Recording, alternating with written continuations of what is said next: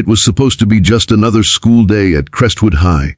Noisy hallways, slamming lockers, laughter echoing down the corridors. But for 17-year-old Lena Carter, it felt like walking into a battlefield. It was her first day. Her family had just moved across the state after her mother's job transfer, and now she stood in front of the tall glass doors, clutching her backpack straps tightly, her blue eyes reflecting both fear and determination. Her long brown hair was tied in a simple ponytail, and her uniform looked too neat, something that instantly made her stand out. Crestwood High had its unspoken rules. Rule number 1, don't look too perfect. Rule number 2, never ignore the cheer squad. Especially not Madison Hayes, the self-proclaimed queen of the school. Madison was everything Lena wasn't: bold, loud, and cruelly confident. Her group of followers moved with her like shadows, always laughing at whoever she mocked. When Lena walked past them that morning, heads turned. Madison noticed the new girl instantly. Well, who's Miss Perfect? She smirked, twirling a strand of her glossy blonde hair. Lena gave a polite smile and kept walking. That single act, ignoring Madison, was enough to start a war. By lunchtime, whispers had already begun. The new girl thinks she's better than us. She's so fake. Madison's gonna handle her. Lena heard some of it but tried not to care. She found a quiet corner of the cafeteria and opened her book instead of eating. It was something about her. Her silence, her calm, that irritated people who thrived on attention. What no one knew, however, was that Lena had spent the last 10 years training in Brazilian Jiu-Jitsu with her father, a retired Marine. She didn't start fights, but she always finished them. The day dragged on until PE class, the one place Lena dreaded. The locker room was loud with the chatter of girls changing. Madison's crew stood near the mirrors, laughing, gossiping, spraying perfume into the air like marking territory. Lena quietly went to an empty bench, unzipping her gym bag, pretending not to hear their comments. "Look at her," sneered one of Madison's friends, Tessa, whispering just loud enough for Lena to hear.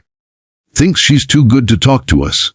Madison grinned. "Let's see how good she really is."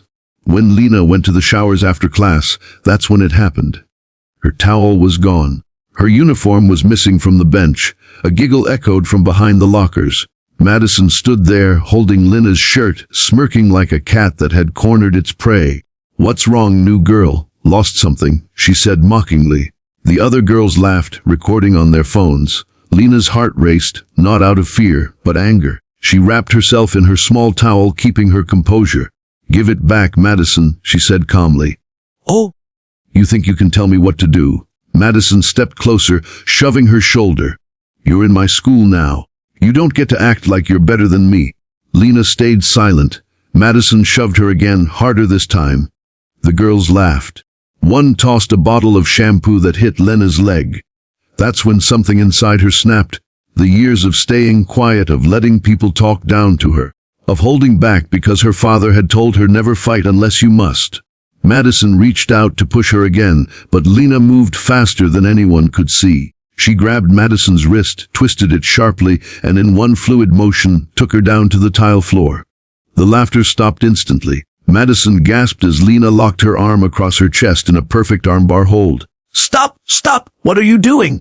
Madison shrieked, panic replacing arrogance. "Apologize," Lena said quietly, her voice trembling with calm fury. Madison struggled, but the pain was real. The pressure in her shoulder made her eyes widen. "Okay, I'm sorry. Lena released her immediately, standing up, her breathing steady. Madison rolled over, clutching her arm, humiliated and terrified. The room was silent. No one moved, no one spoke. The phones that had been recording dropped to the floor. Every girl there saw it. How the quiet new girl had flipped the school's most feared bully like it was nothing. Lena slowly picked up her clothes and turned toward the door. "Next time," she said softly, "don't touch what isn't yours." She walked out calmly, her steps echoing against the tiles. The girls parted like she was radioactive. Madison sat frozen on the floor, her pride shattered. Word spread across the school within minutes. By the time Lena reached her next class, everyone was whispering about her. She took down Madison. In the locker room, she made her tap out. Even the teachers noticed the sudden silence when Lena walked in. For the rest of the day, no one dared look her in the eye. She just sat quietly, writing notes, pretending like nothing had happened. But deep inside, she felt something she hadn't felt in a long time: peace. That night, she sat by her bedroom window watching the sunset. Her phone buzzed with new friend requests, DMs, and even apologies. But she didn't reply. She didn't need validation. Her father's old words echoed in her head. Real strength doesn't need to show off. It reveals itself when it must.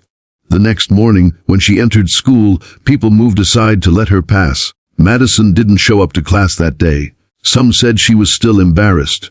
Others claimed she'd transferred out. But Lena didn't care. She wasn't looking for fame or fear. She was just tired of being quiet. As she opened her locker, a small note fell out. It read, "Respect. You earned it."